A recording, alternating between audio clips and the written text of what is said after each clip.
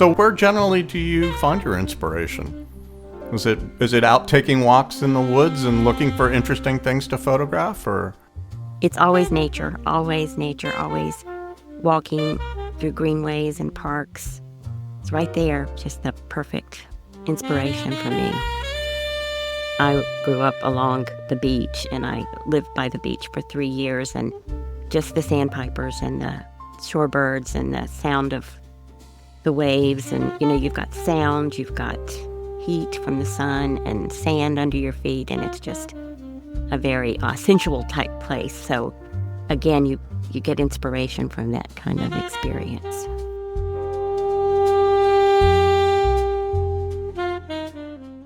I can just remember making drawing after drawing after drawing as a child, and already in my mind understanding that being an artist was something that I wanted to do, that I felt really called to do.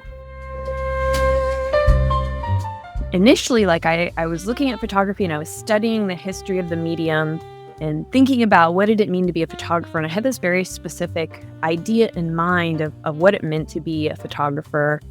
But the further I got into my degree, and I was exposed to not only what was happening in the contemporary photo world, but taking contemporary art history classes to learn about what's happening in modern and postmodern art, I found I was inspired more and more by fiber artists.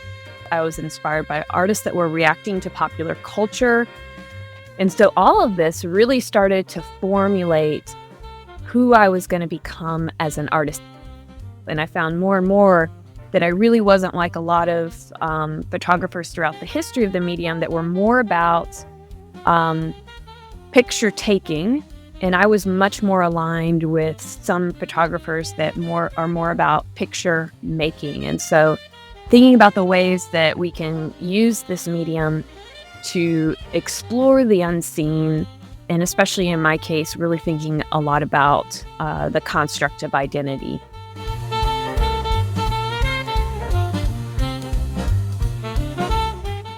For the work in this show, it's all about motherhood and my relationship with my child.